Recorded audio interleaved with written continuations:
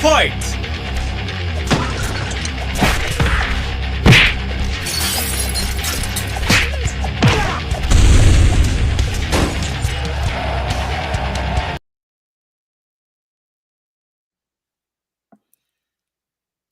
Oh, that went quicker than I was expecting it to. How is everybody doing? I was not paying attention. I was on another screen at the time. I forget it's not quite as long as my other intro. I thought I had a little more time. Anyway, welcome everybody to Bicker and Beards. We are back again. It is your ever loving Uncle Fish with my buddy T.S. Luther. How are you doing, man? I am alive. My name's TS and I write comics, and I am so tired. The holidays have just eked any energy out of me. My kids are here playing in the background because there's no more school. So, if you hear them, you're Merry welcome. Christmas. No more school. You're done now. Get a job. Merry Christmas. Ho, ho, ho. You get socks and underwear from now on for Christmas.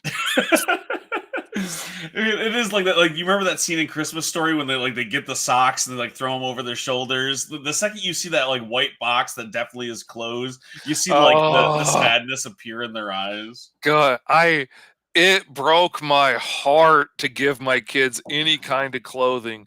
And admittedly, one of my sons particularly would take all of his Christmas money and usually go buy clothes. And then my middle boy started doing it too.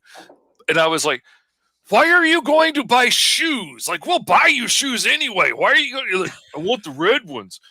Okay, fine. If that's what it's your Christmas money, I would go buy toys. But if that's what you want to do, and then I would take my Christmas money and go buy toys because I'm still a child. I got toys for Christmas this year, and it was the most awesome thing in the world. I loved it.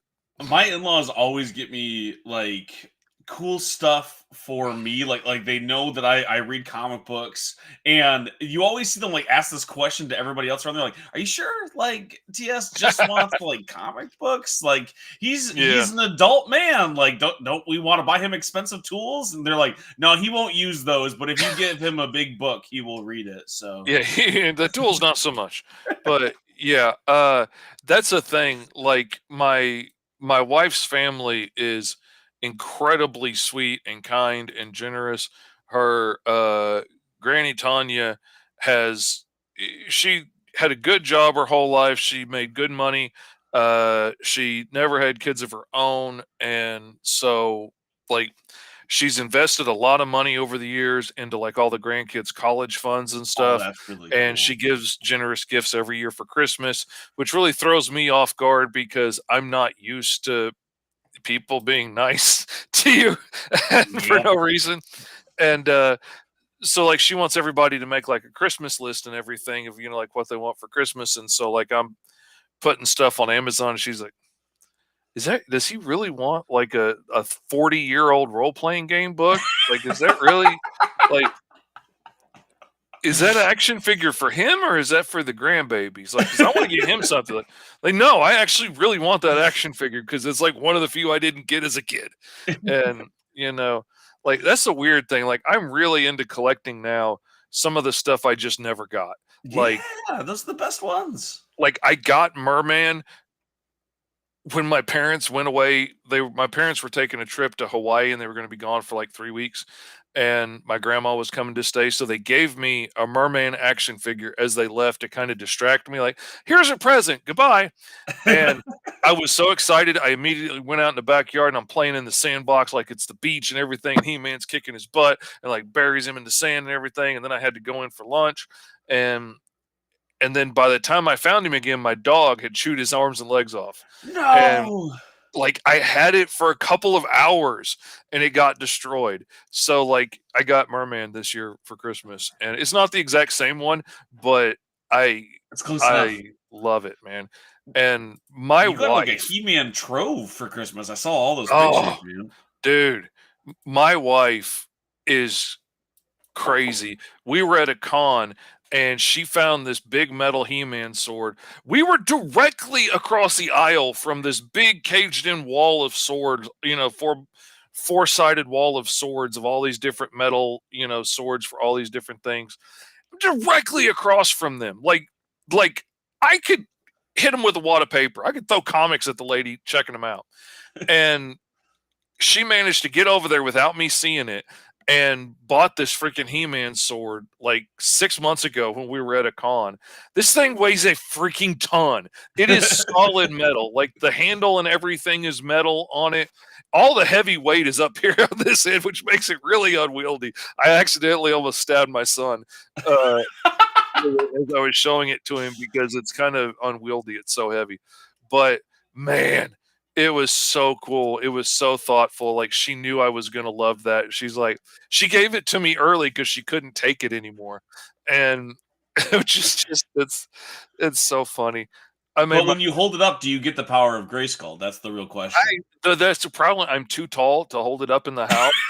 So, and I don't have lightning insurance on the house. Yeah. So as of yet, and I frankly, I don't think my cat Cooter could handle getting turned into a battle cat. I just don't think he could take it. And I don't know what to do with the extra energy. Like, do I throw it into the Christmas tree or something? What's going to happen then? So it just hasn't felt like a safe thing to do yet. With I great warned power all the comes great kids. responsibility, and this is the thing that people don't understand as you get powerful gifts like that. I warned all the kids, like, don't say it. You can move it around, you can hold it, but don't stick it up in the air and say that. And um, there's only like one spot in the house I could even hold this thing over my head because there's only one spot that's tall enough. Yeah, my apartment is built for small people. Like, I rue the day that you come and visit because I'm like, well, Fish is going to be ducking the entire time because I live in a hobbit hole. Like, Oh there's no man, way. Me and my wife like average maybe 5'5", I think. So yeah, there's no room for that's the people with thing. Like actual the height. further north you go, and the further east, where the buildings get way older, like you're rare to find a building that's 100 years old here. Right. But like the further east you go, you can find like 200-year-old buildings and people were 4 feet tall. And and we went to in Pennsylvania to visit my buddy Eric on our way to Small Press Expo in Maryland this year. And we were staying on the second floor. Like, used to be a hardware store downstairs, and there was apartments upstairs. It's like real old school place, and they turned it into Airbnbs. And we go upstairs, and my wife was like, "Oh my god!" She could touch the ceiling up there. She's like 5 foot. She says one. I'll give it to her. I don't believe it, but she says one, and she could touch the ceiling. Like I was legit like had to duck my head around the light fixtures in the hallway, or I would have clunked myself.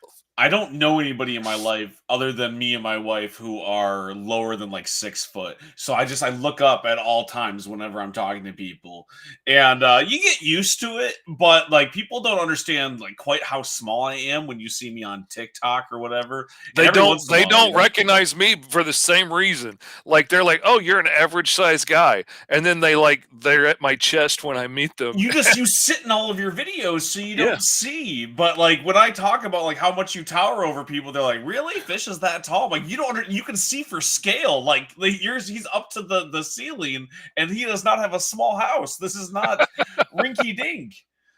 yeah. I mean, Uh, like legit. This is me holding an actual live horse. Like I am a big dude. He's scared right now, so he's being still. But like he's from my stables. Like that's an actual Clydesdale. Like it. if you're watching the VOD, we're recording this the day after Christmas, and I know that a lot of people who work, from home or have their own business, it's like, oh, you don't really break, you don't really, do anything. But when I had asked you if you were going to work the day after Christmas, because that's when this would have been lined up, and you're like, of course, I'm working right now, and I'm like, Yeah. oh, cool, it's not just me. As like I'm drawing out commissions for people to try to get them done for the holidays. I just got the shipment of Hellion and Bash, and Oh. I'm messaging the backers, and like no one's responding because it's the day after Christmas. No one's on Kickstarter looking at stuff, and I'm like, I got to get this stuff shipped out. I'm having a party in a day or two to have people help me bag and border and ship everything out, and I'm Mm-hmm. getting ready to do issue 2. So like I'm getting the Kickstarter ready, and my kids are still playing with their toys they got yesterday. I'm like, Yeah. that's what happens when you make comic books. So I was happy when you were like, "Hey, can we still do the podcast?" I'm like, "Oh, thank God, I get to sit down for a second." I've been stressing the last like 2 days, 3 days, maybe 2.5, because I haven't been drawing, and that is the longest I have gone in forever without drawing. Like when we got to a lull, because like I got up early and like I have been wrapping presents like crazy. Oh my god! Oh my god! Okay, we need to focus for a second. TikTok taught me that you could use glue sticks for wrapping presents, and Oh, I thought, wow. oh, that's crazy. That's not going to really work because glue sticks are garbage. Oh my freaking god! It was so cool. It was so much fun. I I I went way over the top and wrapped like all my presents seamlessly. So like any seams were like neatly folded and along the edges of the boxes. So it it looked like Santa Claus birthed these things, wrapped in a shell. And I went a little over the top because I didn't expect the glue to hold that well. So like when it came time to like paste down the first layer or whatever, I just covered the box in it. They had such a hard time getting these things open. Oh, they were so beautiful. They were so hard to unwrap. And everybody's like, yeah, it looks nice. I didn't enjoy unwrapping it. So couple things I'm going to do next time. I'm going to go a little easier on the glue. I think I'm probably going to include like I'm going to put like a ribbon under the wrapping paper so there's a tab you So can you can, pull like, just pull it. to like Yeah, that's get it. smart. But oh my god, it was so pretty. It was so nice. It just clicks in my OCD brain, and all of my kids upset all of their significant others this year because they made them all look bad wrapping presents.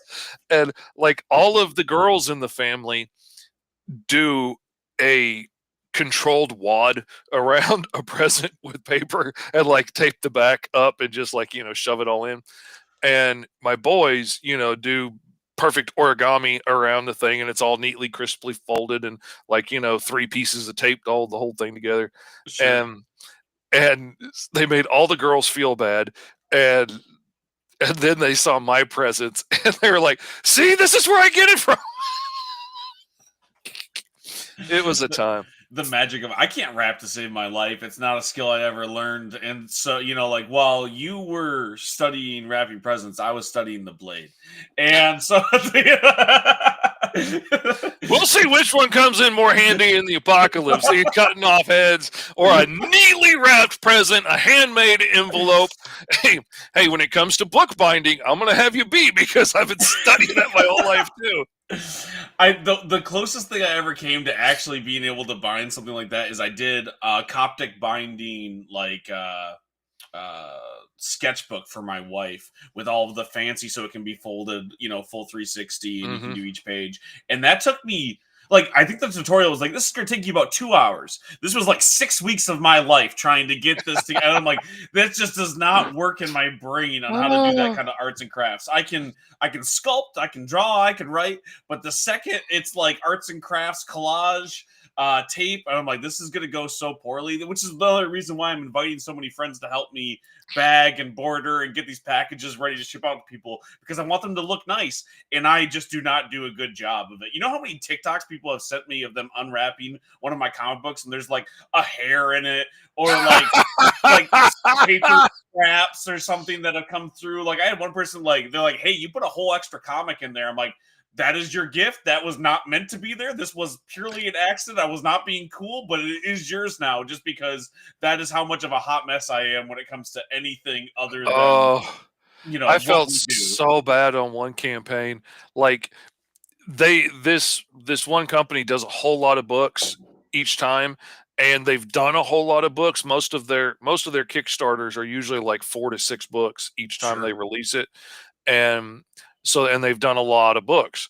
So one of my friends writes one of the series with his OC in it, and I really like that series, and so I backed for that one book out of like the 6 they were doing that year, out of that campaign, out of the like 60 or 80 or whatever books they've done.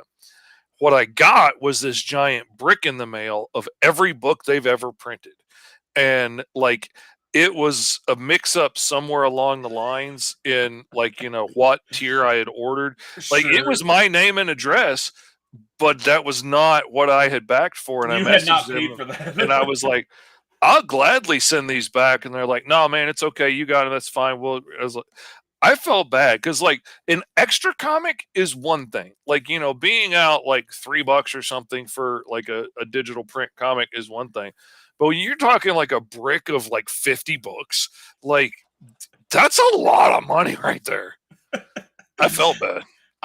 Because I ordered 1,000 for Hellion and Bash issue 1 because I get to announce soon. I don't know when this is going live. Is that I have a publisher for it, and they helped foot the bill to print more comic books. So like, and they sent me a bunch of different like cop ones, and so part of Christmas I was like just like handing out extras, and I was like, here, give this to a friend. You go to the barber, give him one. Like just like here, take these, because I don't know what to do with 1,000. The most I've ever ordered is like 100, 200 max.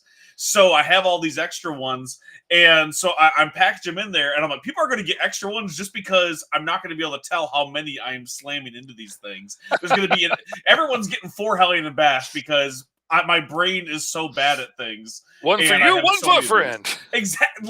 I'm going to have to start selling 2-packs because hey, that's not a bad marketing idea right there. Like, you know, buy one get one free to give to a friend. Like that would. You're going to give it to another comic, but you're going to have other comic loving friends for one thing. That's a good point. And I can put the QR code for issue 2 in it. Like, and when we do them in bulk, it's a lot easier to be able to afford to do that. Yeah. So that's maybe something I might think about on Green Zone 4, because like the Green Zone trade will come out not long after that, and then Alice, and if I could get people to give away half of those books, that would be pretty nice. It wouldn't be shabby. That's not a bad like marketing thing, and that's something that I did. Like I partnered with this new publisher, so like I own a piece of the company because like I'm one of their flagship titles, but they're kind of expanding from there. And one of the things that they were like is like, how do you market comic books? I was like, I don't know. When you figure it out, you tell me. Like every single publisher that I've talked to, like even like the bigger ones from the indie side, like when I talked to Invader Comics, which is like they have some big names over there. When I'm like, hey, how do you market? They're like, we mostly just like say we have this new book coming out. I'm like, oh, you don't do commercials? They're like, no. I don't really, we don't really know how to do that. So any ideas that pop up like that, I'm like, might as well try it. Who knows? That might be awesome. That might be the way to do it. Like even like back in the day when they did the Ultimate line with Ultimate Spider-Man, when they were launching that original Ultimate line, they were like, hey, let's put it in shoes. They made a deal with Payless. So like every time you bought a pair of shoes, you got a copy of Ultimate Spider-Man. So like we're still figuring out how to do comic book stuff after all this time. So and it's always changing, and you need to get out to new eyes. And that's one of the things is like the new generation used to be kids read comics. Like as you came up, you got exposed to comics. They were at the drugstore, the grocery store. They were with the toys at Walmart, you know, in a little spinner rack. They were everywhere. So like, you know, if I was good at the doctor's office, I could get a Happy Meal and a comic book, you know, and because it costs nothing.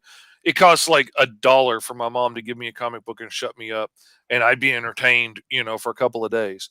And it was a lot cheaper than buying me a toy. And so like, yeah, she did it all the time. She's not going to drive across town, you know, to a dark, creepy, comic book store and wait in line for 45 minutes while two guys argue whether Thor or the Thing are going to win in a fight, and so she can pay for $6 for a comic book. It's not going to happen.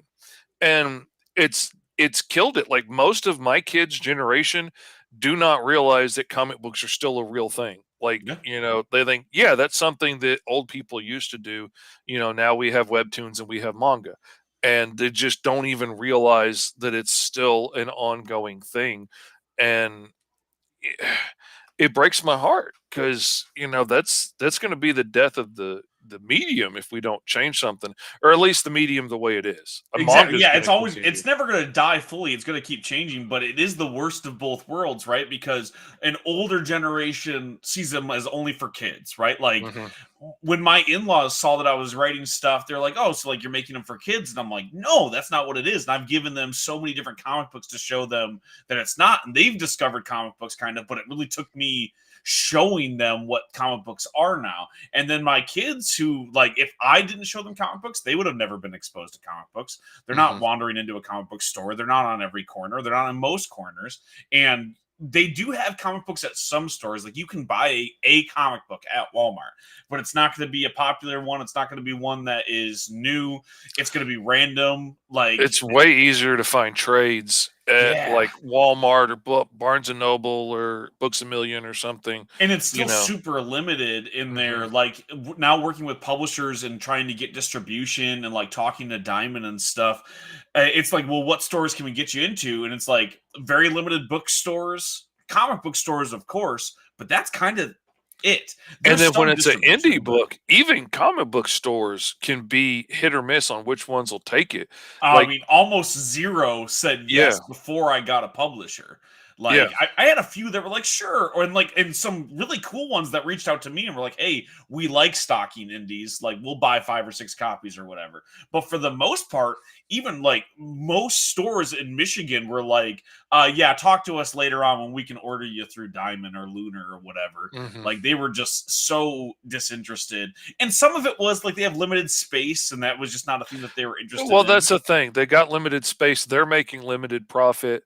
Like, I mean, like for instance, as an indie comic creator, I'm not making nearly as much as if I was selling cars or I was Sure. selling bubble gum or whatever that's more easy to pitch to a wider market. So if somebody comes to me with their hand drawn crappy looking middle school looking comic book and they're like, hey, will you publish this too? No, I'm not going. I don't have time to waste on that because I'm putting all of my effort into trying to make a limited profit on the stuff that I do, Yeah. that I know I can sell even if I'm not going to make a whole lot of money on it. So I get it. Like, if you're just keeping this business afloat and they're keeping a storefront open, paying ridiculous rents for storefront property, that's can be $2,000 a square foot. Like, it's ridiculous how much this stuff costs. They're keeping that on. They're keeping the lights on. They're keeping people employed. Like, they're spending a whole lot of money, so they got to make profit. They got to sell the stuff that's going to sell. And when they got limited margins on stuff anyway, and not everybody's beating down the door for a comic book, I can't blame them for just wanting to stock, a handful of Marvel, DC, and Image titles. Yeah. Like, I don't blame them. You want it, you're going to fill it full of Funko Pops and wargaming stuff and like whatever's going to sell, Magic cards, like whatever's going to get people in the door to make a sale. So I don't blame them. I do appreciate the ones that do invest and support indie comics because they have the coolest collections and they bring in the coolest audience. And it's also the audience. It's the people in the neighborhood. If people in that area wanted to buy more indie comics, then they would stock more because it's going to sell.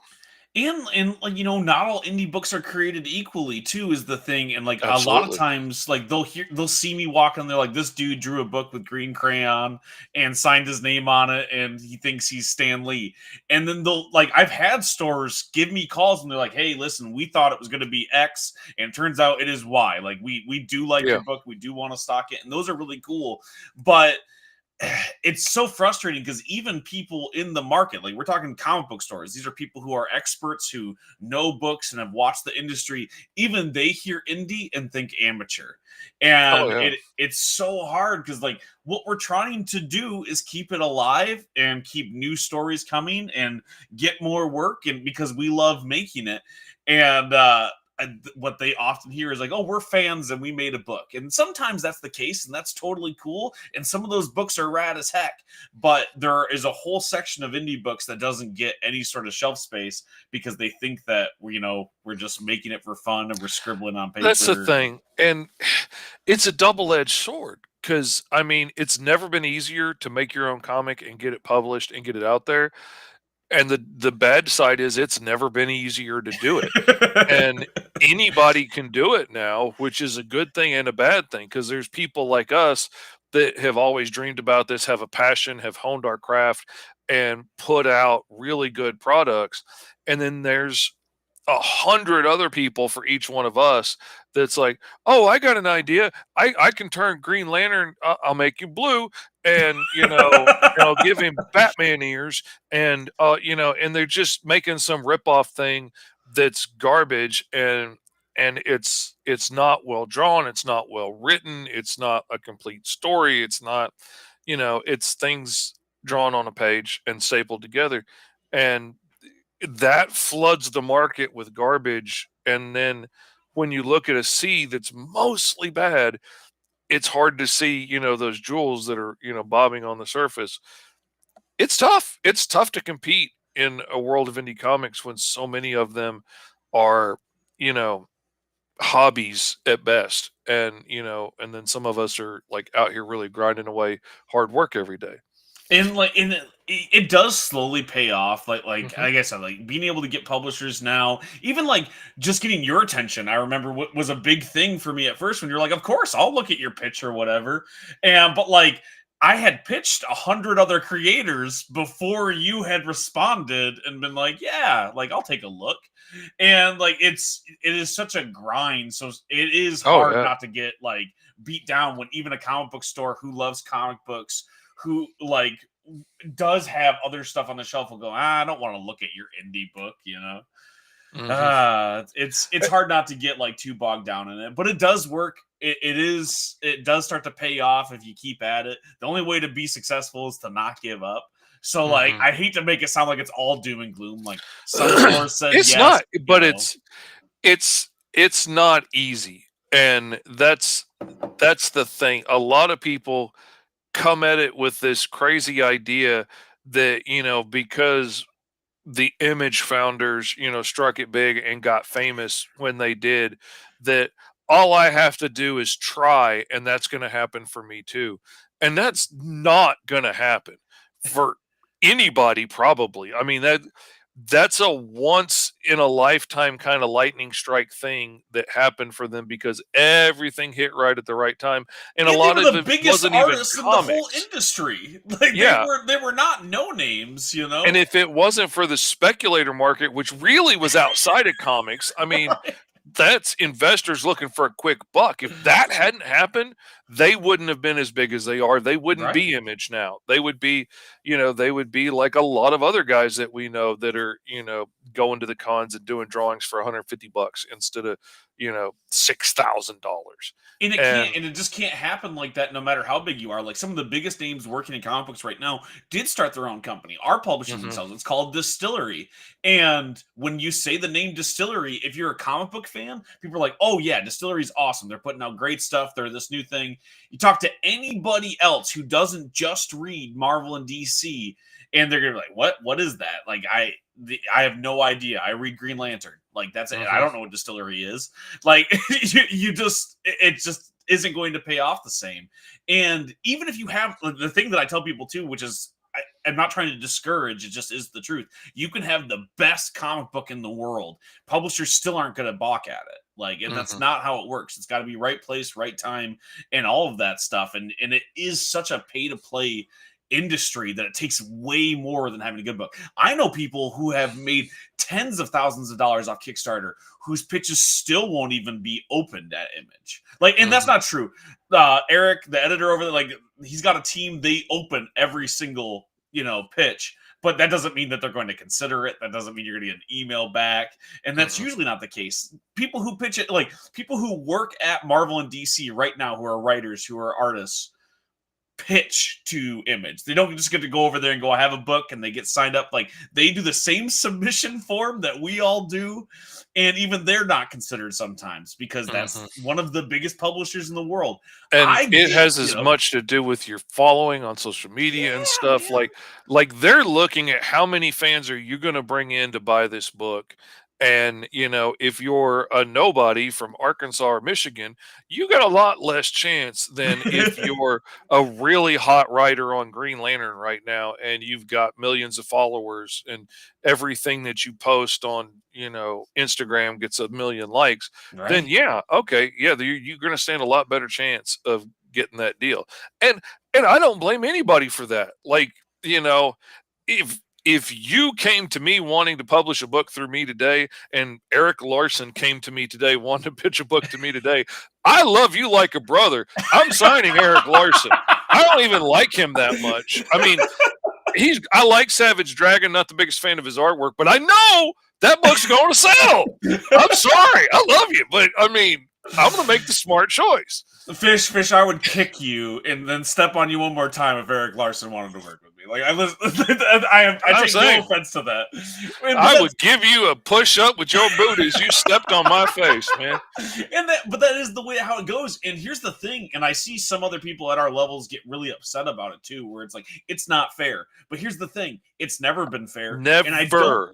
And I don't begrudge Image for doing that. I don't begrudge any of the people who get to work. Like for an instant, like it's like we saw Matt Fraction everywhere, right? Like he was the it guy. Right now, it's like James Tynion. James Tynion is the guy who's at every single publisher doing a cool story. Jason Aaron, all these names that get repeated. Kelly Sue DeConnick. It's like, but I'm happy that they still get to work like that. That not everyone gets treated like Jack Kirby, where like he wrote, these amazing stories that have fundamentally changed the medium and are getting big characters into like the MCU, and like he couldn't afford the DC universe. Like I mean, Darkseid and all this stuff. Exactly. And like he was treated like crap, and I'm glad that the artists and the creators and the writers aren't treated like that anymore. And if that means it's really hard for me to get a job in the comics game, like that's okay, because if I do ever get those jobs, I want to not be thrown out immediately. I want to be able to do it for a little bit. Well, and it's also like that's the major leagues, and nobody gets in the major leagues without grinding away, being the best of the best, putting in the hard work and the practice. Like you don't just wake up one day, and say, you know what, baseball sounds like fun. You don't do that. Like you don't get there without years of practice and hard work and going to camps and, going to T-ball games every Saturday. Like you grind away for years to become an overnight success and, suddenly be a big hit. But also you get injured or something, boom, you're out because there's 100 other guys behind you that want to take your spot, And so it's tough. It always has been tough. It's not a skill-based society. It's a capitalist society. And, ultimately it's what's going to make the most money. Yeah. And I can't blame them. That's the game we got to play in the world we live in.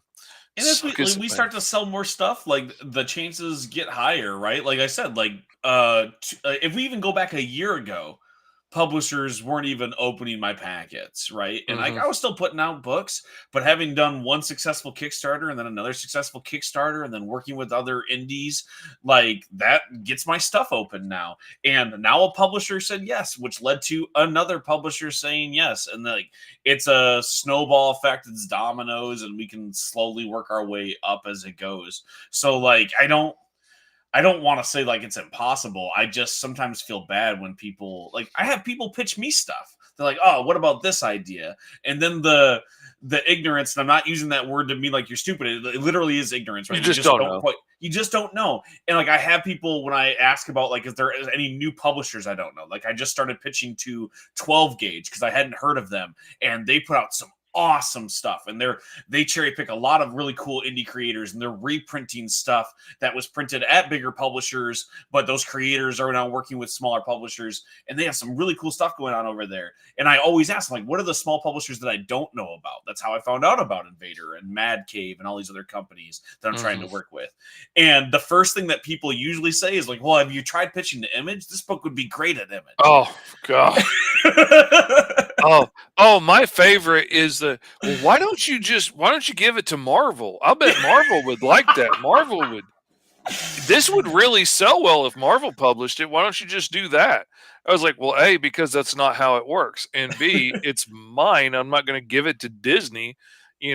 Like Disney's not going to want most of my stuff. Disney doesn't want it, right? Like if Disney wanted Helene and Bash, they could have it. Let's do this. I have more stories. Disney doesn't want Helene and Bash. Image doesn't want Helene and Bash. A new publisher had to start and not have any books for a publisher to want Helene and Bash. Like a brand new one was like, well, we don't have anything. And my buddy goes, well, my buddy TS writes comics and he's got good stuff. We should go to him. That was the only reason why I got a publisher for Hellion and Bash, was someone was fresh and had nothing. I bet you if they would have signed 2 other people, Hellion and Bash would not have been on their list for number 3. Like that's just how it works. And here's the thing. Hellion and Bash is a good book. I know I'm biased because I wrote the damn thing, but like Green Zone is a freaking rad book. Publishers don't want it necessarily, and we are on like a higher end of what comes from the indie community when it comes to comic books. And even we are like, listen, they don't open our stuff if we pitch it. Like, that's not a thing. That's the thing that I've been on your case about for a while, is like, hey, we got to get you pitching to publishers because you have a resume, 10 and that's miles the long. thing. Now I do. For the longest time, I was like, I haven't done enough. I don't have enough of a following. They're not going to be interested in somebody who's done 20 books or 30 books. And, a lot of those sold to like 60 backers on Kickstarter or something. Right. But, now that it's over 100 books and, and it's raised some decent money over the years and stuff, now it's getting to the point to where, like, I've proven I can get it done. Even if you don't like this story particularly, like, maybe there's something else that you would like me to work on that I could get done and make some decent money on something so I could afford to pay myself to work longer on something that we want to do instead of just necessarily what everybody else wants. But exactly. And like, the thing that I will tell people that has served me well is eventually you're going to get lucky. One of those doors is going to get opened, but it's not going to be the thing that you brought with you. And that's not always the case. I've had publishers go, we like the thing that you pitched, right? But you know what happens way more often is I'll pitch a project to somebody and they'll go, I like it. It's not what I'm looking for. Do you have something like X? Do you have something like Y? Do you have anything else? And like 9 times out of 10, it's that second thing that gets picked up, right? Like, that was the thing with The Digger, which is my big book that's going to Invader Comics. That was like my first big publisher push. That was not the first book that I pitched to Invader Comics. I pitched Tokyo Fire originally, which was my first big indie success, and I love that book, and it's awesome. They have like 3 other cyberpunk X-Men inspired books over there. They did not need it, even though they liked it. They're like, this is good. We like this guy. We don't want this book. We have too much stuff like it. Even if we thought this was going to sell 1 million copies, it's not going to sell 1 million copies for us. We're going to drown out the other things that we want to do. We don't want to be just the cyberpunk guys, Exactly. Like, and so, like, you always have to, like, I think the thing that I say a lot on my TikToks and stuff, and it got brought up recently because a fan was messaging me, was I always tell people, it's like, ideas are a dime a dozen. They're worthless. And it's not, that doesn't mean you don't have a great idea. You could, but it really doesn't matter. You got to have way more than one. You got to have a ton, and you have to have executed multiple ideas and have them ready to go, like, at a moment's notice. And it costs a lot of money and it takes a lot of time. Like, the reason why I'm getting published right now is because when they said no to Tokyo Fire, The Digger was ready to be handed to them. When they were like, do you have anything else that is a little bit different that we can do that's not cyberpunk? I could hand them another book. Think about how many times I've pitched you books. You're like, that's cool, but I'm already doing this. What if we did X, Y, and Z? We had a whole meeting about it the other day. Oh, yeah. And we're both indie guys who do our own stuff, and even we were like, nah, I don't want to do this book. I don't want to do like, that you'd book, have an idea, and I'd be like, oh, that's a lot like my idea that I was working on. And like, what if we put that together? And like you said, nobody's going to do the idea the same way that you would do it. Like, as soon as I started Green Zone and I got issue 1 out, and like issue 2 and 3 were fixing to launch, I saw somebody else in the indie sphere start a book about like X-Men firefighters, and I was like, you son of a bitch. But I was like, you know what, have fun, because you're not going to do exactly what I was going to do with it. And my dream ultimately, like, someday, if Green Zone gets enough attention and gets picked up and can continue on, which would be fun, I love the world, I would love to do a series about the firefighters in this world and the military. Like, I'd love to do I'd love to do like a graphic novel with like short stories about special forces military in this world with genomes and mutant terrorists and stuff. Like I think that would be amazing. And all kinds of cool stories I'd like to tell, but this guy is not going to tell the same stories that I would tell, Yeah. and it's not going to be the same thing. He can take his swing at it, like how many people have done an Alice in Wonderland thing? It's not my Alice Lost in Wonderland. It is not the same thing. You No. know, most of it's just, naughty stuff. Mine's, crazy bounty hunter chick. Like it's a whole different thing. And it definitely has some of those vibes, but it's not just that. And like Yeah. that's the thing that I tell people a lot too. Is like it is an execution. Don't be afraid to share those ideas. They're not going to do it the same.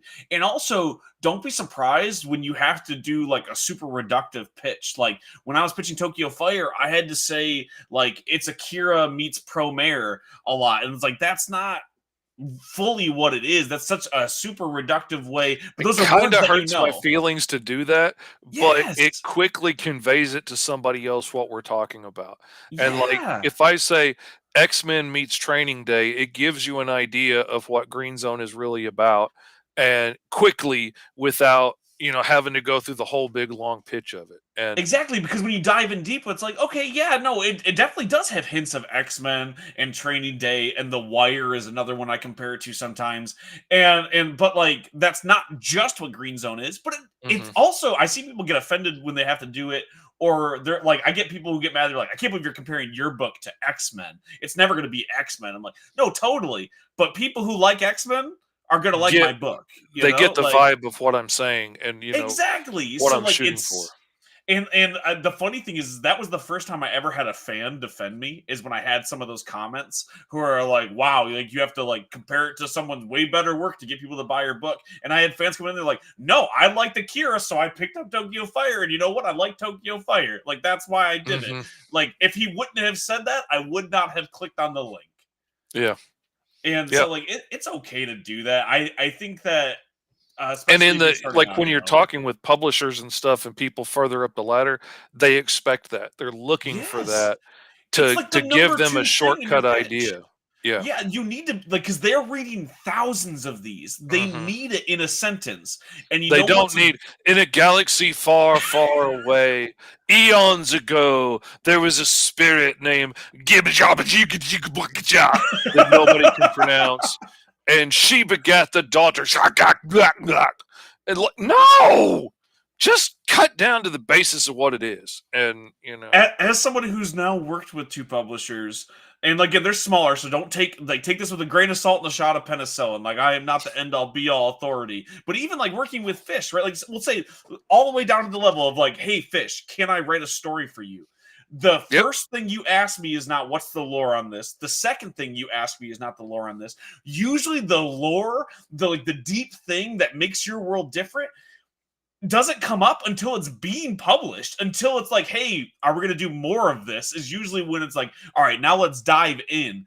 Like working with Invader for the Digger, they didn't even really care what was happening next until they were like, okay, issue 1 is done, now let's dive into what else you're doing with this world, what else is happening, because that's not what's important at first. It really isn't. It's good for you to have, and you should have it, but that's not the thing that's going to get someone's eyes on it. They want to know in a sentence, what is the pitch of this book? So what Hmm. got eyes on it was when I said, hey, what if Indiana Jones hunted Short Round? And everybody clicks that because they go, oh, I want to know what happens with that. That sounds crazy. Like, what the hell is this book? Like if you say X-Men meets Training Day, you're like, that sounds rad as hell. I need to check that out. But if you explain, okay, so this is a world where, and you go into all that deep stuff, they're not reading that next paragraph yet. Yeah, Once they're they're in not and they're getting that hooked, far. And maybe you're the best writer in the world, but they go through so many of these packages, and so many of them are not that well written, and so many of these stories are so lore heavy that aren't that good or don't even have a story. yep, Like, I exactly. mean, I know guys that can go on for 5 hours talking about the fabric that the costume of their main character is made out of. And I mean, I'm glad they're excited about that, but nobody else cares for 5 hours of lore on that but you. And they just don't. I usually don't even show off my Bible stuff until an artist is really invested. So, like, I was talking to you about a series that I was working on, that I was pitching to some publishers with a big time artist, and not until he said yes and why did I send him the Bible for like the stuff that he's drawing actively.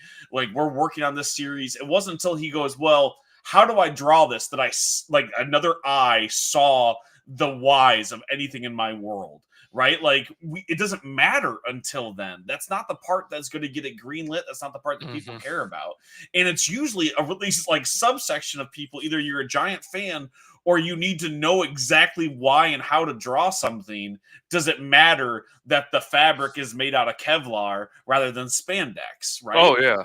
Like I've got this material in the world of Green Zone that's been in my role playing games for years that I freaking love. It doesn't matter to anybody else, but I freaking love this stuff. I can't wait to put it as a blurb in a book somewhere.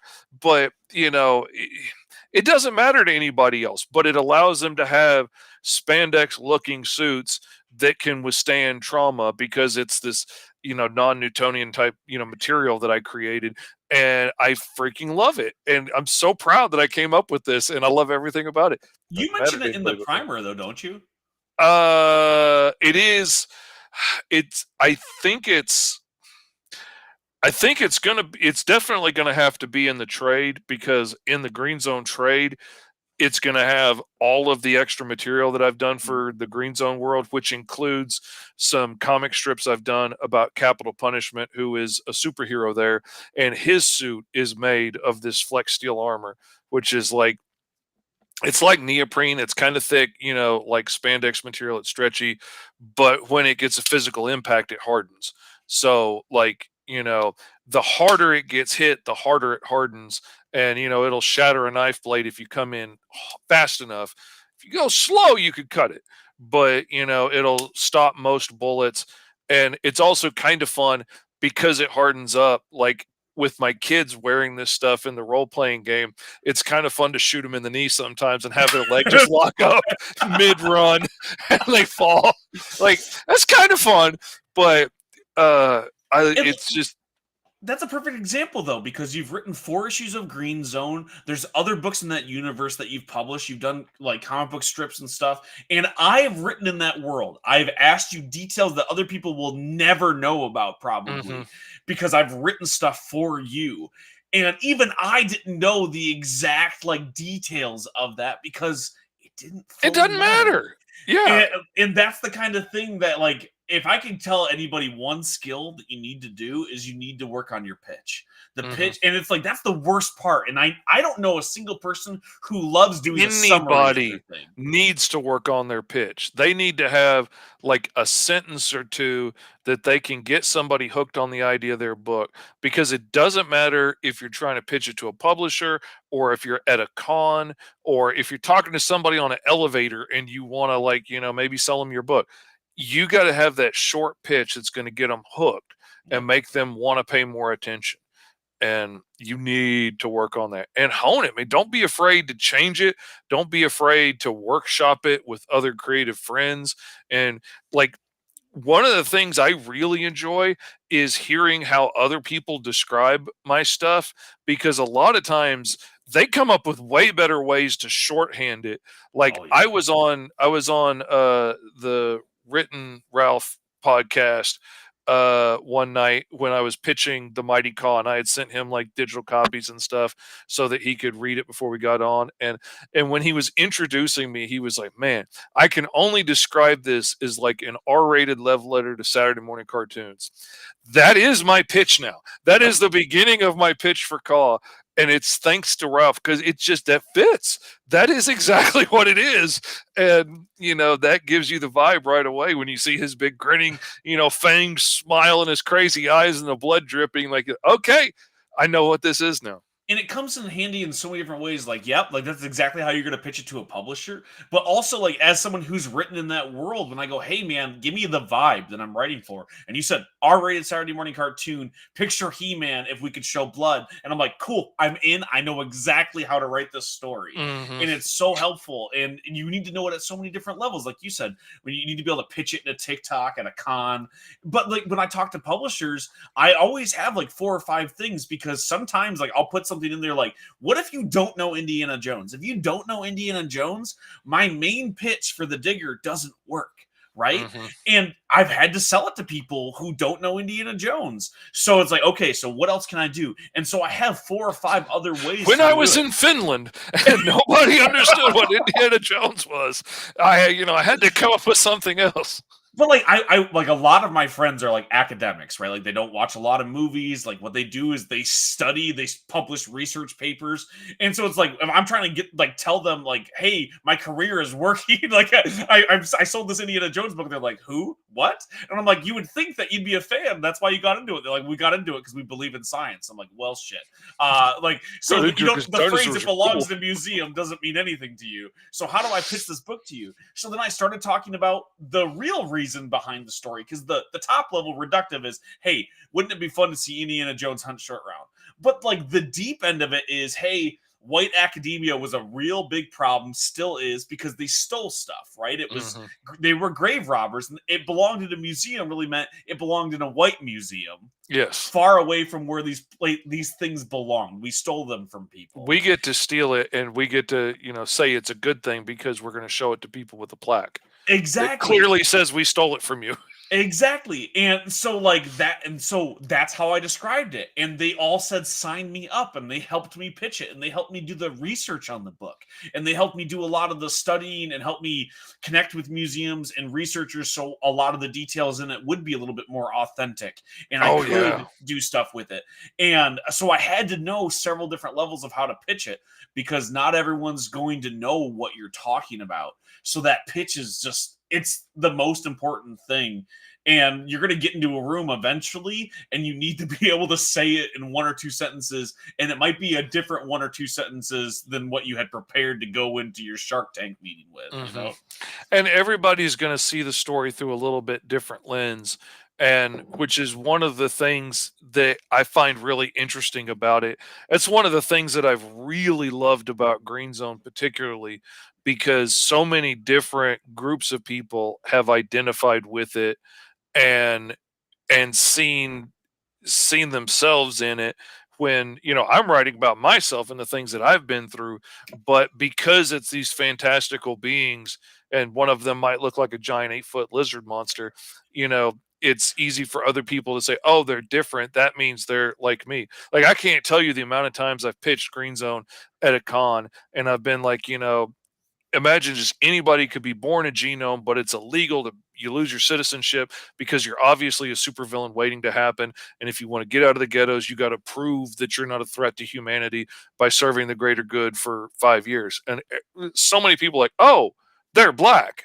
And I was like, okay, yeah, that clicks for you. That makes sense for you. You can identify with this story that way.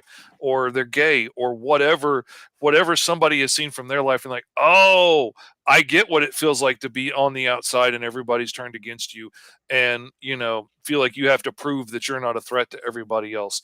Like, absolutely, it clicks, and I love that people can identify with it, much like X-Men, which is why I don't mind using that in my like short throwaway pitch, because so many outsiders have been able to identify with X-Men and say, okay, I get what that feels like. I get what it feels like to be taller than everybody else around, and everybody will be afraid that you're going to hurt them or you're going to get dangerous at any minute because you're just big and scary when you're not a scary person at heart. I know what that feels like. And, I identified with them. Exactly. And people are going to know that it's an allegorical tale, because that's what X-Men is. Everyone knows that you can see yourself in X-Men if you're being persecuted. It is an allegory for those who are persecuted. Very obviously, it wears it on its sleeves. That's what it's about. So it's a good shorthand so people know that type of story. Plus, the superpowers part of it, obviously. It's fun. Yeah. And I don't. It's not. It'd be. I think it would be offensive, and it would be a bad idea if you had just one-to-one copy to X-Men. Then it's like, Yeah. yeah, don't pitch it as X-Men with this because that is all it is. But that's What if you were a usually not. leader with laser eyes you couldn't turn off? And, you know, yeah, But like that when I that wouldn't pitch be good. people like Invincible, it's like, hey, what if like the world had a Superman who was evil and he had a kid who wasn't? That's not offensive because that's not all the story is. That's a Mhm. part of it. That's a good way to get people into it. It goes further than that. So it's a good way to pitch it. So don't be afraid to be reductive because you know what? My long form explanation has never sold anybody any of my books. And my shorthand single sentence, hey, it's this plus this, has sold hundreds of copies of my books, and it has gotten Mhm. me publishing deals. So it's just the thing, and almost always it's never been the most honest version of it either. It's been the hey, let's leave a little bit out, let's try to tailor this to something that people like, because once they get it, then they discover if they like it. This is an art form, it is subjective, not everyone's going to like it, and a lot of people need to read the thing before they decide if they're going to like it too. Mhm. Like it's not Oh, going to be yeah, a guarantee. there's a whole lot of times I'll get out of a movie and my wife's like, "Did you like it?" And I'm like, "I don't know." Like, I need to dwell on So it for real. a little bit I need to think because, about this. like, it was action packed and a lot of things happened, but, I felt a lot of things in the movie, but I need to really think about, do I really like it or not? And sometimes it takes a minute. Sometimes I'm like, "Oh, it's so freaking awesome! There was dinosaurs and lasers and," but, sometimes it takes a minute. And sometimes I really thought it was a lot of fun in the moment, and then afterwards I'm like, "Yeah, but I don't really wanna do that again." Like, there wasn't any substance to it. And then sometimes, it's just a ball and, it's okay, but you like you said, you gotta experience it. Like, a good trailer is a good trailer and will get you to check out a movie, but, That doesn't mean you're going to then like you what gotta the check final out the thing, movie. Do you like it? Did it live up to the hype? Was it what you expected from the hype? Sometimes the hype's not a lie, it's just you expected something different because you Yep. imagined it was gonna be something different. And that's why, like, when I described, like, hey, what if Indiana Jones hunted short round? You're going to get that in the book, but that you're also going to get lots of other stuff, right? That's a 1 second reductive pitch in a single sentence that'll get you in the door. That definitely happens. There's more to the story than that. You can say, hey, it's X-Men meets Training Day with Green Zone, but more than that happens. There's Mhm, tons of other stories in there, but that also is there. That's not a mhm, lie. That is the thing that happens. However, that is arc one, and that's the basest thing that you could describe it as is Bellamy going into this. But there's more that is going on in that world. And it is just really hard to stress to people. I know I've said it a million times, but I still get people going, listen, I have this idea and it's this. I'm like, that's awesome. Go make it. And then they'll make it. And then they'll give me this huge, like, here's my 4 page summary. And I'm like, no, I need it in a mm-mm. sentence. Yeah, It's and so hard it's because it's like it's the hard. opposite, you know.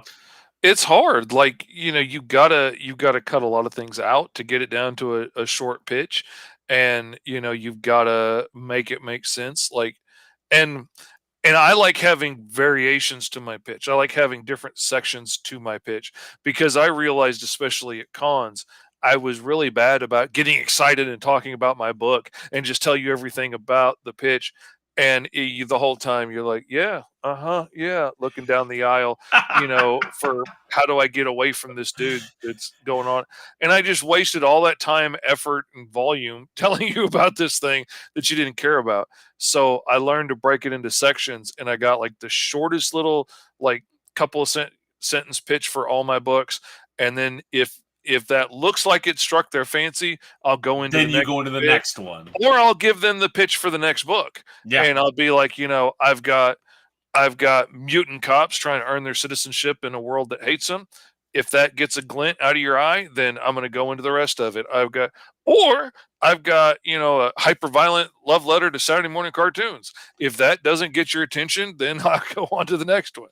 And, when I do, and it's like, oh, Alice is a bounty hunter in a interdimensional rift of Wonderland. That sounds interesting. Then I'll start going into the rest of it, and make that sale. And But eventually, if you get good at it, eventually the battle becomes like when people do earnestly want to know way more. Like I have friends of mine who are big comic book fans, and now that one of their friends writes a lot of comic books, they're like, please tell me everything. And I'm like, well, Indiana Jones hunts shirt round. They're like, no, tell me everything. And I'm like, okay, well, it's about it. They're like, they want to know everything. And it's hard to bring myself to do it because I've seen eyes glaze over who are oh like man, have money invested in this who would be the ones to care. So it is like sometimes it's hard for me to lore dump all that stuff because I'm like, you don't want to hear this. So like when they eventually do, it's like, oh, I had to change my brain again. Like oh I've yeah, had to. there's been more than once that I found out after the fact that I just like kept somebody pinned in a corner for 2 hours at a party, info dumping about all of my story ideas when I thought they were interested, but they weren't that particularly interested. They were being polite. Right. And so yeah, I get a little bit cautious sometimes about, when people say like, "Well, what do you do for a living?" If it's, a casual party thing, I usually say like, I draw comics nobody reads. And, and it usually gets like a giggle and maybe there's a follow-up question, maybe like, "Oh, that's cool." And then I'm like, "All right, you don't care, we'll go on. That you don't have to care. I don't care that you work in statistical analysis. So let's get on to something that we can And it's care about." completely fair. And like, what's really interesting is I've been trying not to get offended that like as I've gotten just like a modicum of success, which is how I look at it. Like when you said yes to my stuff and when publishers started saying yes to my stuff and other of our other indie friends are like buying stories from me, that was success that I never experienced with my writing. So now I consider myself successful on that level.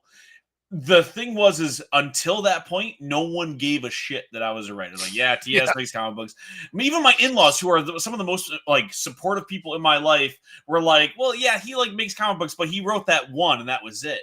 And it wasn't until I started popping up other places that they were like, oh wow, so he doesn't just sit on his thumbs all day. He didn't just write that one story, he's wrote hundreds. He's done lots of stuff. So now when I go to places and they're like, oh wow, did TS tell you about his publishing thing? That like I see people light up again, and it's hard not to be offended. I'm like, well, you didn't care before. Why do you care Yeah. now?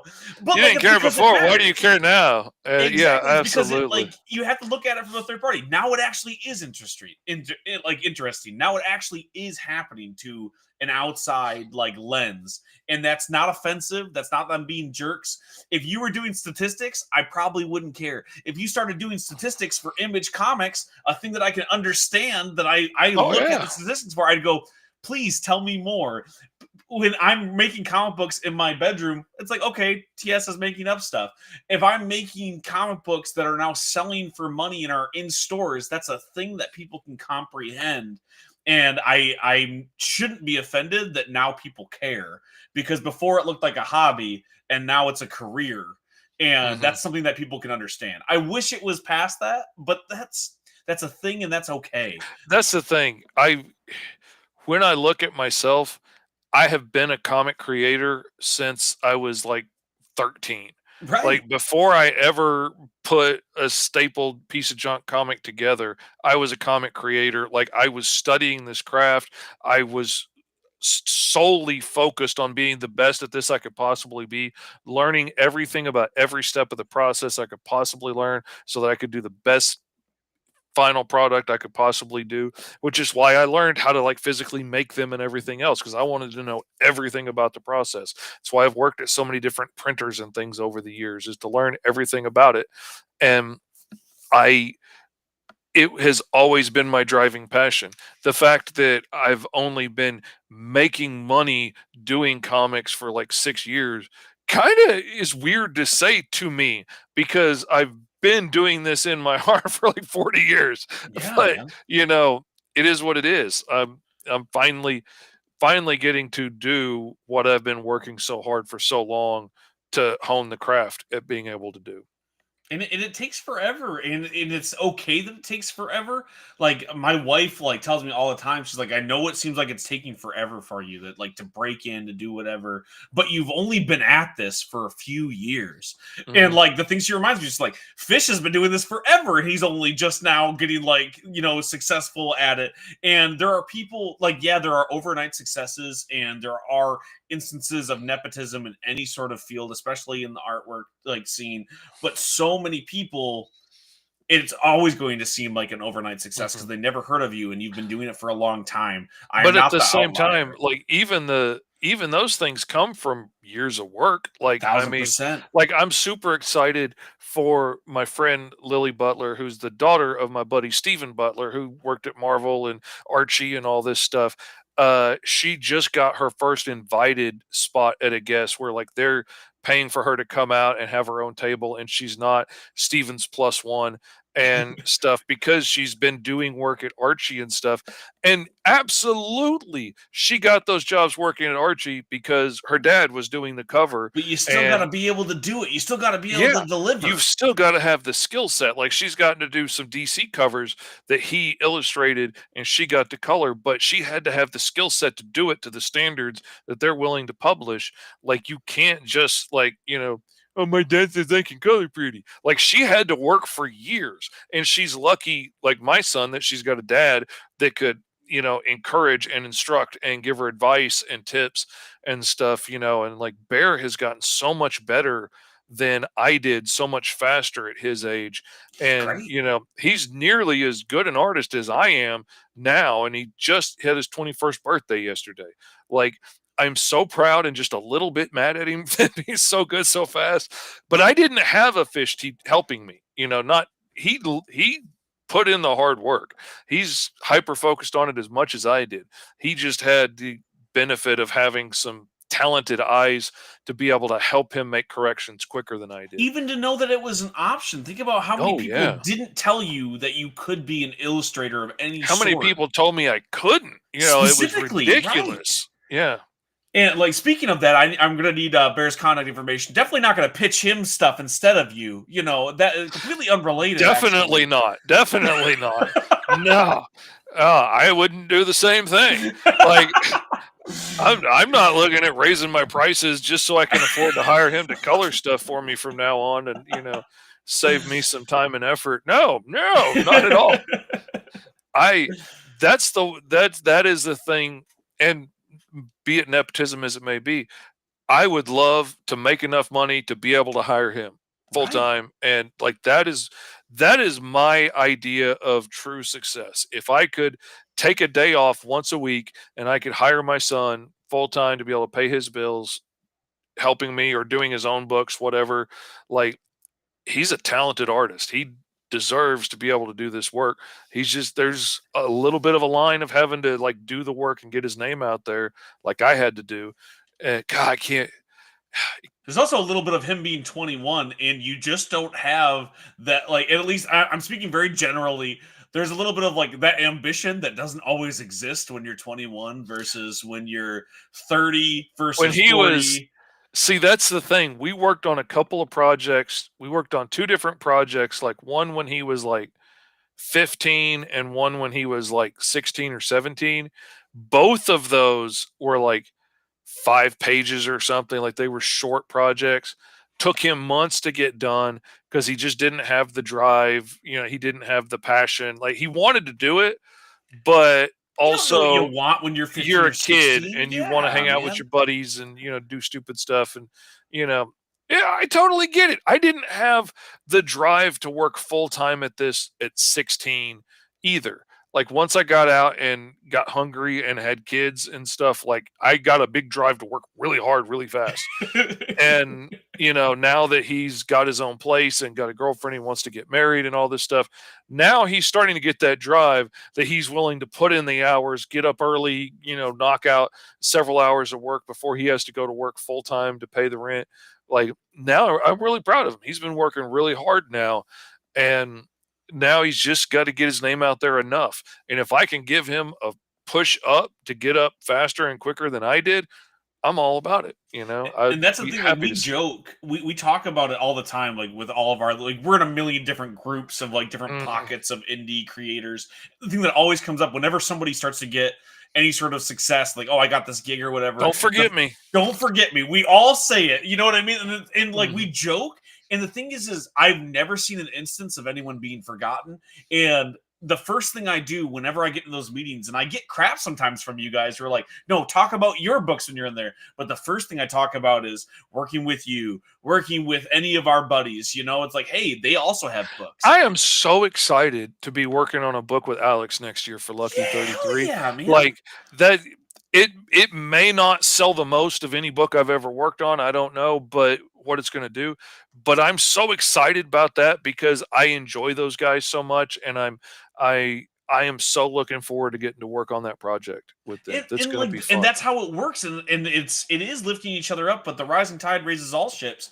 I was talking to Mike Perkins from Invader, one of the publisher, owner, editors over there, and he asked me all the time, like, who are you working with? What other books are you doing? When I said I got another publishing deal, he said, "Hey, give me the name of the publisher. Let's collaborate. Let's advertise both of your books." Because there's not a lot of hate. There's so much love in the business. We want to create comic books, and it's not because of money. It's because we love Mhm. comic books. And so when I do have a friend who's working on something, it's like, hey, yeah, look at this book. Look at these people. And I do it all the time. And my name doesn't mean anything, but it's not going to change if it ever did mean anything. That's still the thing that you do because you're not making bad books. It would be harder to do, I think, if we were friends with people who made worse books. Oh yeah. But I'm not. I'm only friends with these Like people who make awesome stuff. I I will admit I've got some friends that I dearly love that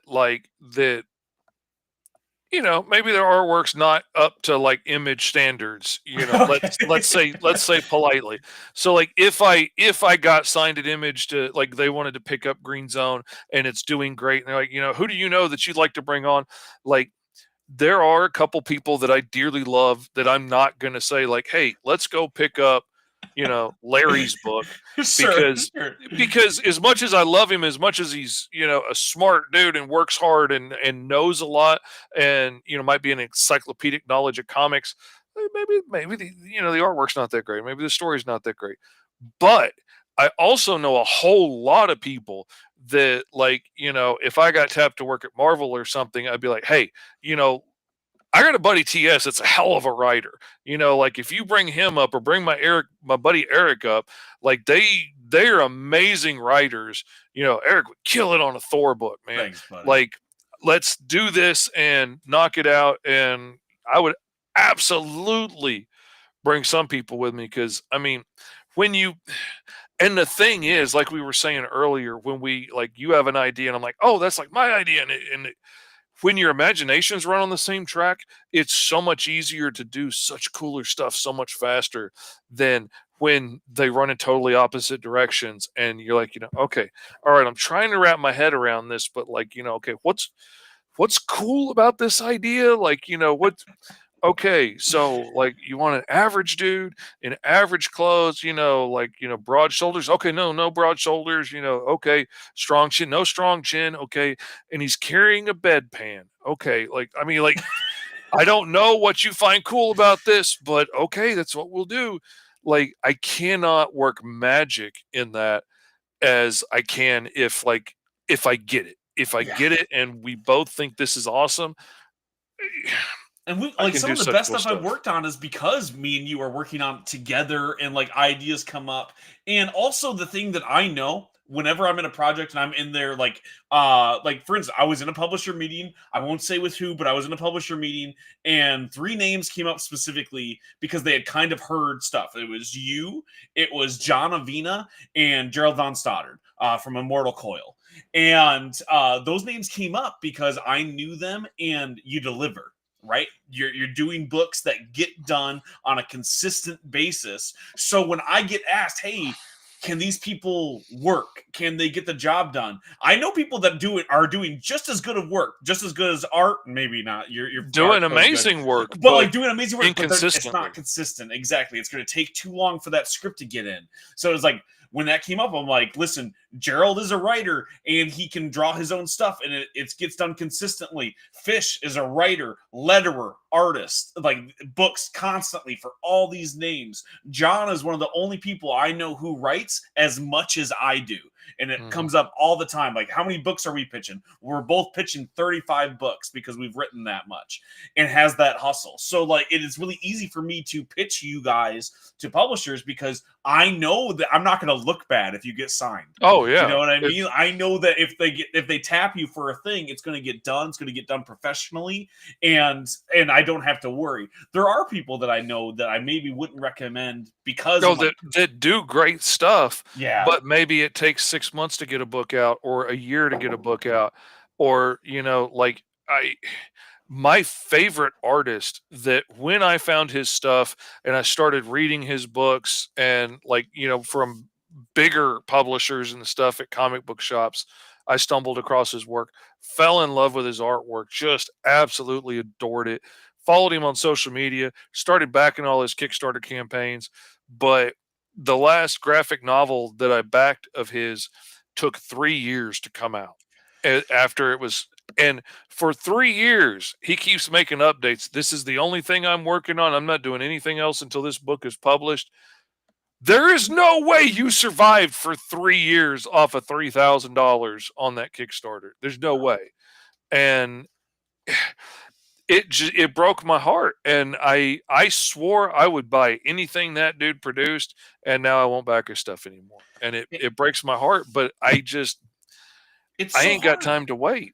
Man. And so I've worked with and I've talked to a lot of people. The Kickstarter thing is it's always one of two things. Either you've done this before and you have some backing already, and when the book gets funded, it's just to pay for the printing and the book's going out soon. That's what happened with Hellion and Bash. I paid a lot of my own money to finish the book. So as soon as I got the money, it's like that was going to the printer. It's being printed, it's being shipped out, and then a publisher was interested in between there, right?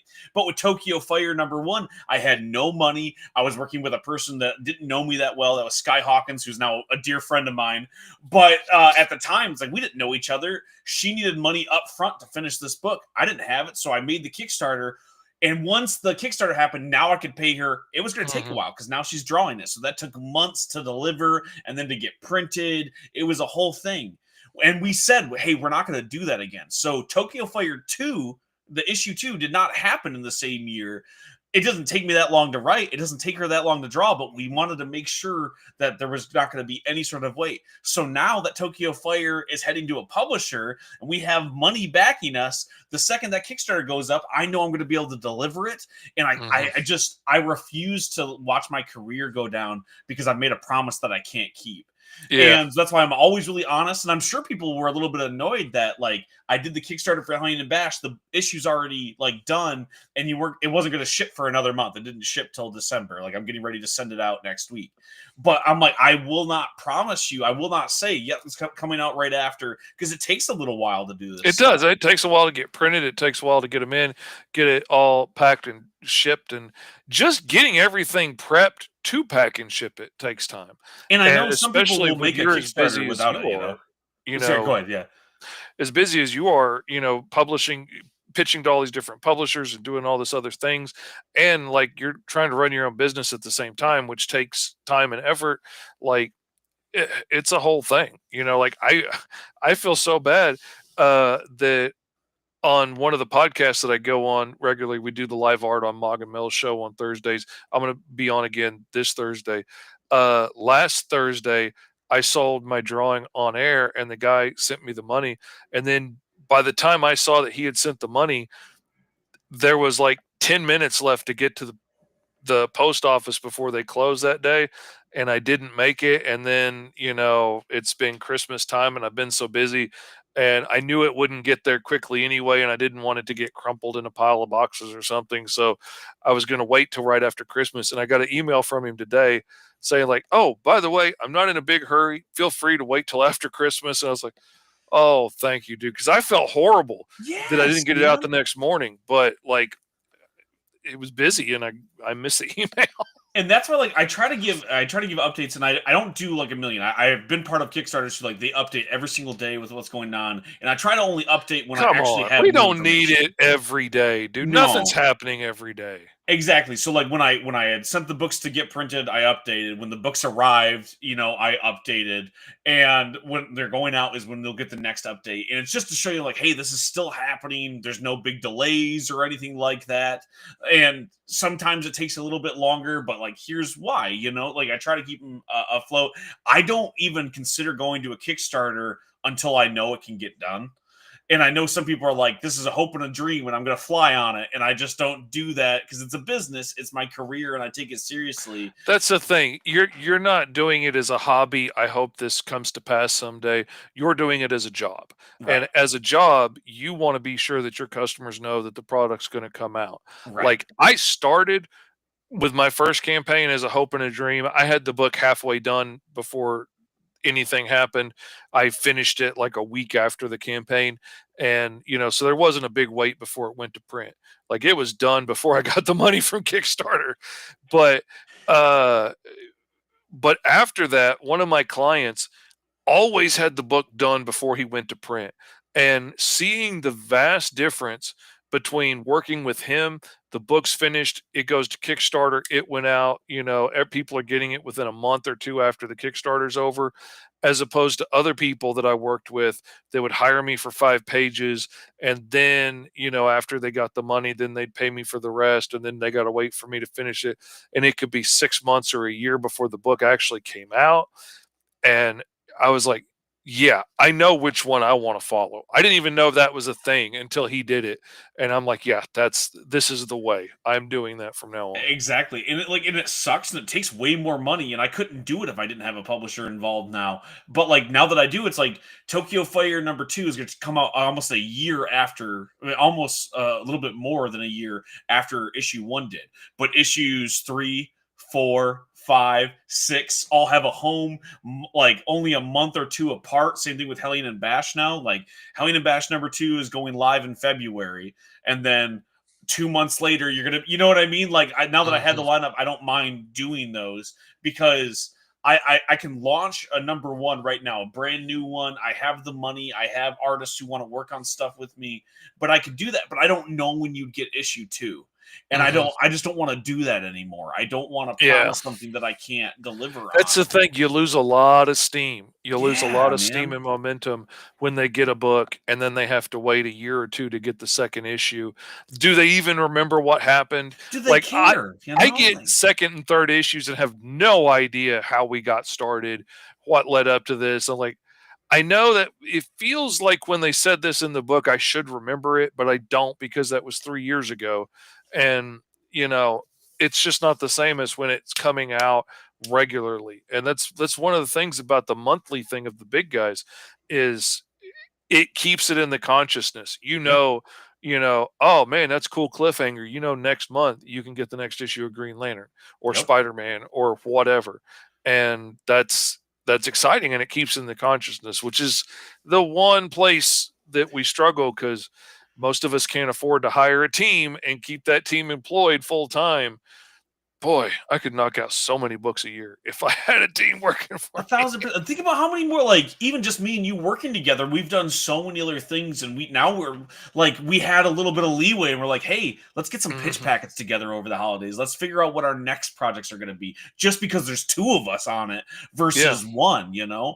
working with two publishers. Like I was able to figure out exactly how long it was going to take to get 4 issues of the Digger. It's a 4 issue miniseries, so we can do the trade. And they're like, cool, let's hold off publishing anything until you have all 4 issues ready. So like issues 2 and 3 are being drawn right now. So when they announce the Digger and it's in Diamond's, preview thing, yeah, it just keeps Yeah. coming month to month until it's done.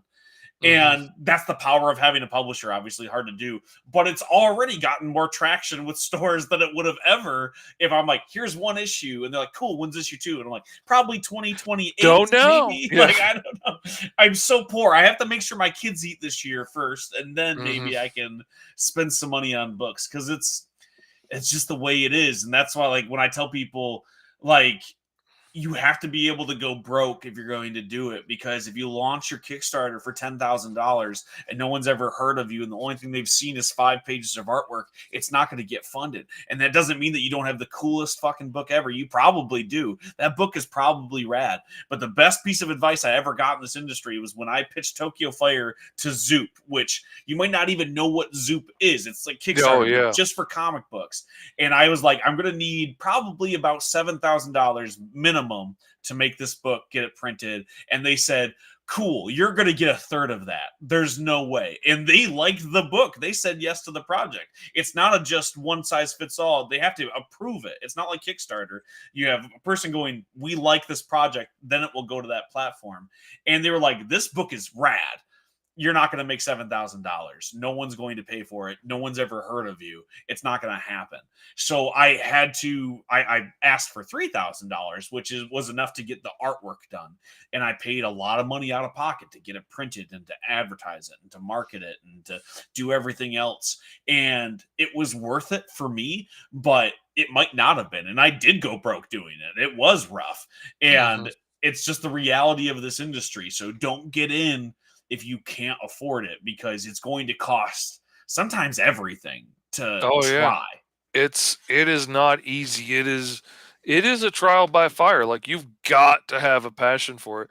It the thing that really stands out to me is, as a grown adult, the thing that really clicked in my brain that I was going to do this, I was going to succeed at this, was a Comic Con, and there was a panel of, professional creators that worked at Image and Marvel and all these other places sitting there, and everybody was asking them, like, how do I get into comics? And this one writer stood up and he's like, I absolutely do not understand why any of you would want to do this. Like, there is absolutely no money in this. You're going to be lucky if you can squeak by and survive. You're not going to get rich, you're not going to get famous. Most people are never going to know your name. Like, this is only something for the people that cannot do anything else. It is just a burning passion and they can't do anything else. There's no other reason to get into this. It's pointless.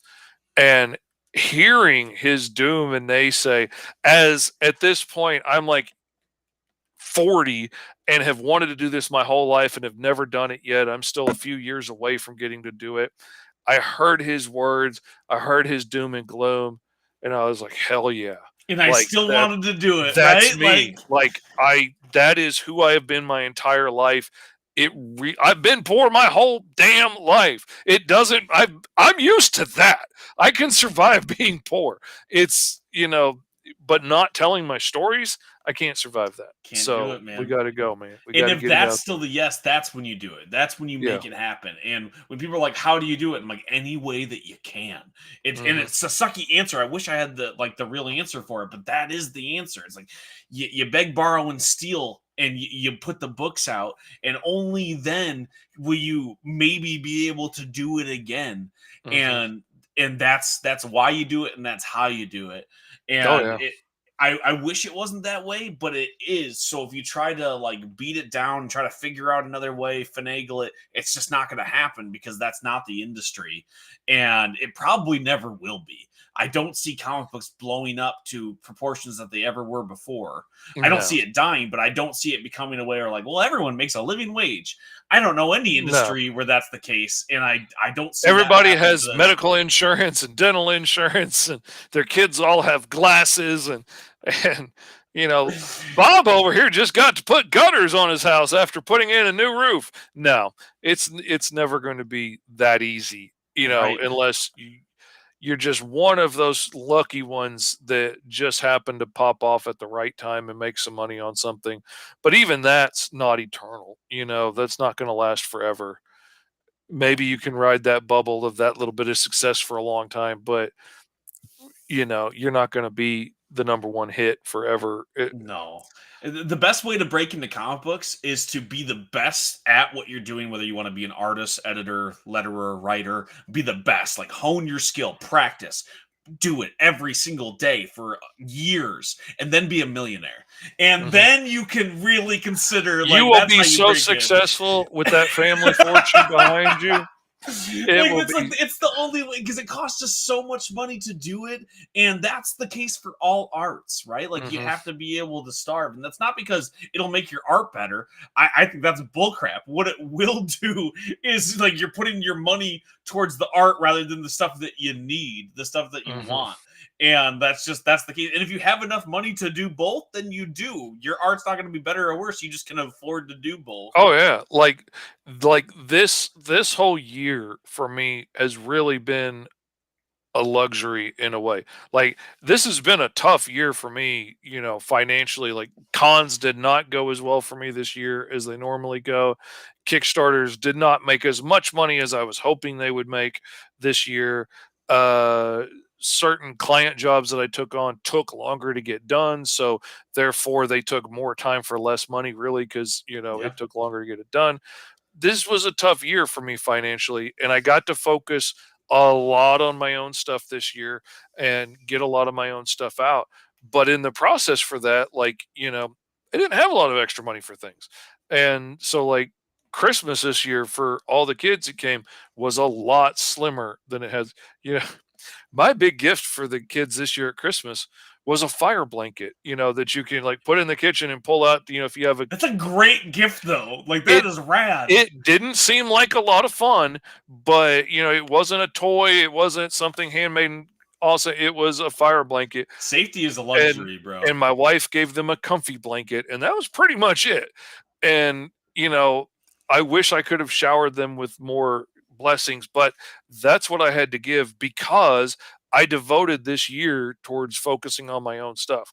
If I had focused on just working on client gigs for money, I would have had more money to throw around. I would have Yep. had a little more time off, but I wanted to focus on telling my own stories. And in exchange for that, I was willing to trade off being able to go get a coffee or go to McDonald's for lunch when I go to the mailbox to post office to dump stuff to ship, or, all those extra things, buying a new video game to play, getting to play video games because I was working till bedtime. I traded off a lot of things this year for that. I was willing to trade those off. My wife was willing to trade those off to, less time together stuff for me to try and spend more time on my own books. And it's a tough trade off, though. You've got to be willing to do that and put that time in. Like my kid's getting up extra early and putting in hours of work before he goes to work. If you're not willing to do that, then, draw for fun, man. Yep. Make zines for fun and publish them yourself, man. It's totally legitimate. You And don't we have to have try and make this friends a who living. do it as a hobby, and, like, they ask Have a sometimes, they're like, ball. yeah, and I have a hard time, because, like, I think that they could be as successful, if not more so. But I'm like, do you want to look like me? Do you want to not sleep? Do you want to work as much as I do Do you for? want the stress of everything has to be about how am I going to sell a book? How am I going to, get this out there? How am I going to it's a lot.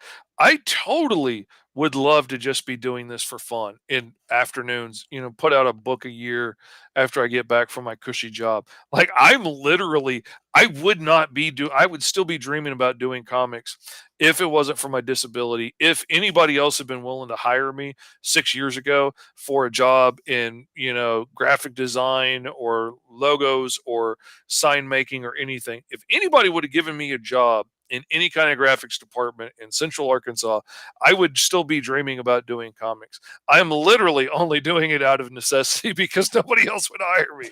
It sucks, but it pushed me into doing what I've always wanted to do. And I'm a little bit grateful for that. Sometimes the suck isn't a bad thing.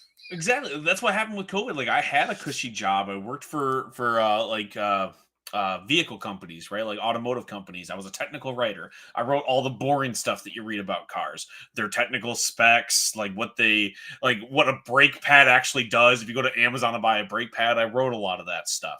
And then I did some coding as I got promoted, and I did even more boring stuff. I was coding, like, databases for the stuff that I wrote about those car parts to be stored in Excel sheet lines.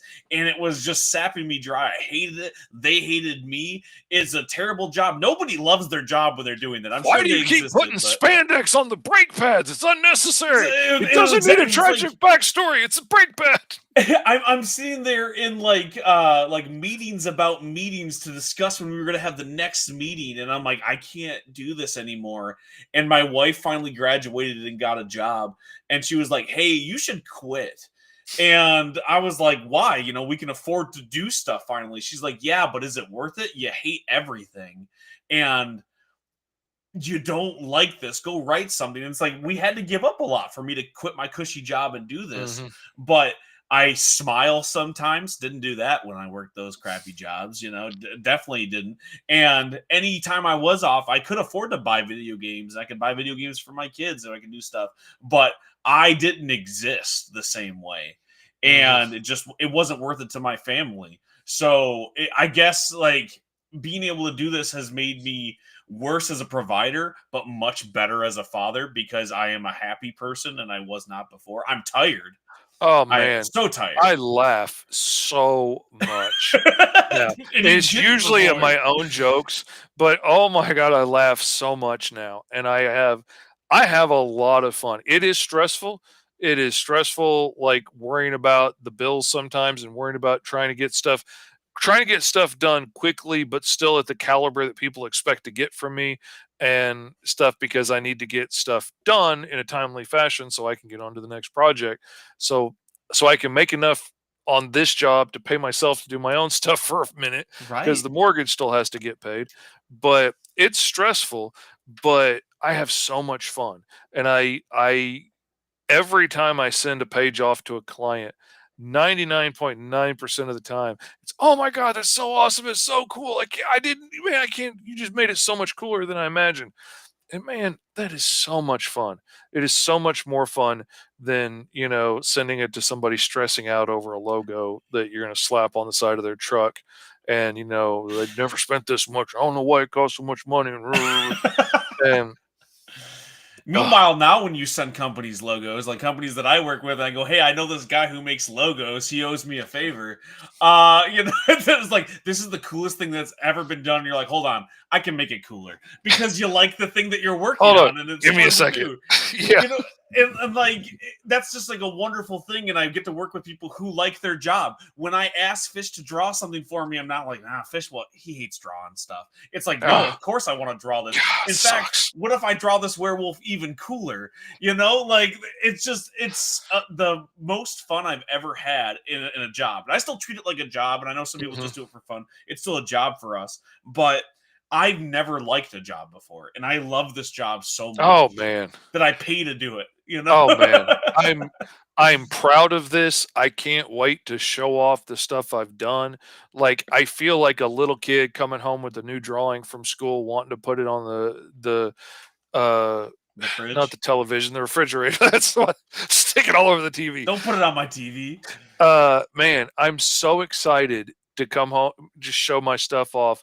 And like my kid's friends, he had a new friend come over this time, and one of his other buddies that's over all the time brought him out to introduce to me. And he's like, "Oh, you need to meet this guy. He's a cool artist, but Mr. Fish is awesome. Could you show him your office?" And so we came in here and I showed him the office, and he was just floored looking at the books on the wall. He's like, "Did you do all these?" And I was like, "Dude, that ain't half of what I do." And I gave him some comics and stuff, and we talked, and I got to look at his artwork, and it was really good, like really good.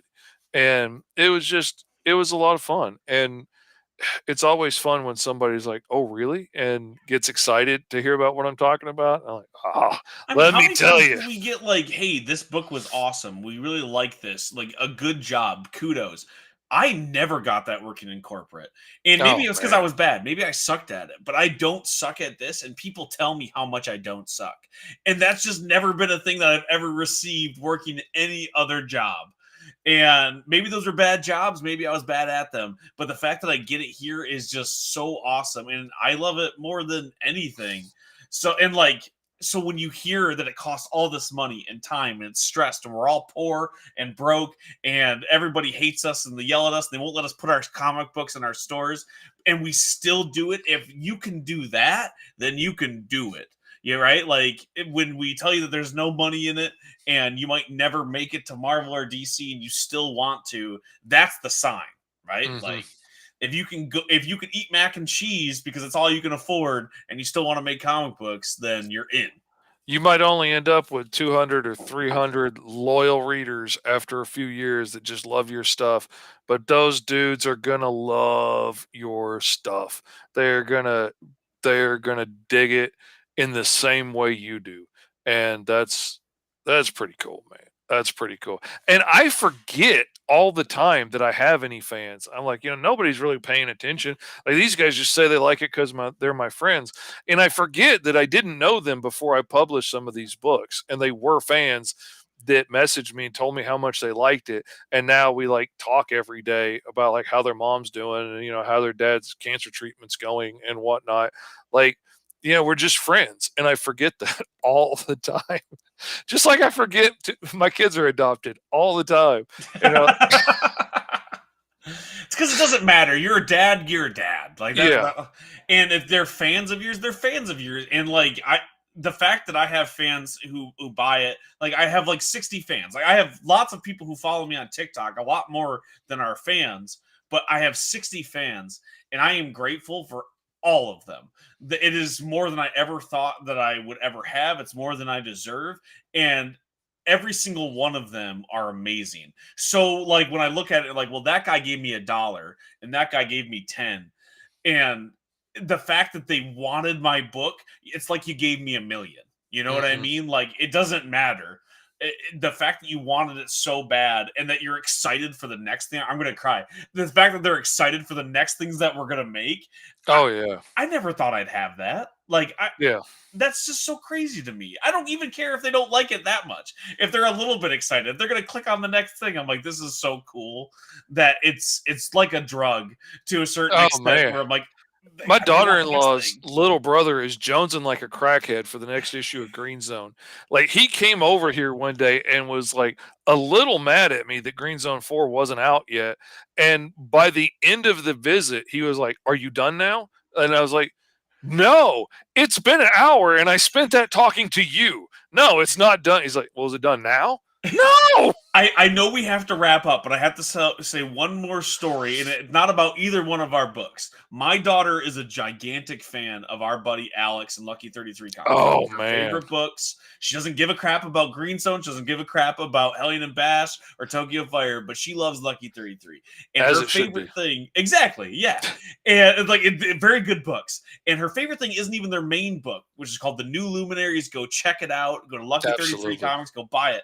But they do a webtoon that Alex writes, and I can't remember the illustrator's name. I apologize, but it's on Webtoon. It's just a little spin-off thing. It's a short one, and Alex does it in his free time, pays for it out of his pocket. It doesn't add to the Lucky 33 like money pool, but it does add to their mythos. And it's her favorite thing ever. No one else has heard of it. This book has maybe 100 readers, and she's their biggest fan.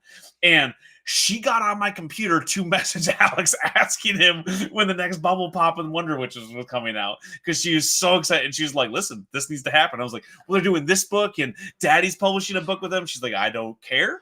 I If need it's Bubble not Pop. bubble pop, I don't I care. don't care. And it's like, it's her favorite thing. And that is so important, and it is so magical that you can have a fan. If I can be someone's favorite thing, that Mhm. is the coolest thing ever. And Oh I yeah. haven't found it yet, but if I can get a fan like Alex has, you know what I mean? It's all worth it. Yeah. So, in hindsight, don't buy any of our books. Go buy Lucky 33 because apparently they're going somewhere that we're not. A younger generation, we don't have any young readers, but they do. Forget him. You can go buy my books. You can absolutely go buy my books. 100%. They're Yeah, all still for sale. Go to the don't let the TikTok shop now publishers. Yeah. before it's banned and get a copy of everything. Um, yeah. Oh, yes. Go check me out, campykillcreations.com. Look for Professional Entropy, which is the new publisher that's publishing Hellion and Bash and Tokyo Fire and Invader Comics. Go Follow them. Go check out all their stuff because The Digger is coming to Invader Comics in 2025. Go to your local comic book stores. Tell them you want our books. Tell them you want Green Zone. Ask them if they have Mr. Fish comics. They're going to go, who? What? And you're going to tell them about us. And tell them you want The Digger from Invader Comics, Hellion and Bash, Tokyo Fire, T.S. Luther. Say our names and places, and eventually they'll have to let us in, right? That's how it works. Oh, yeah, that's exactly how it works. And I guess go follow me in places until TikTok is banned. I'm T.S. Luther everywhere. Yeah, and I am Mr. Fish Comics everywhere. And you can go to gomrfish.com right now and sign up for the pre-launch page for Green Zone issue 4, which will be launching the beginning of February, February 3rd, and get in on that now. Sign up so you don't miss out. And other than that, I'm Mr. Fish. That's TS, and we will see y'all next time. Peace out.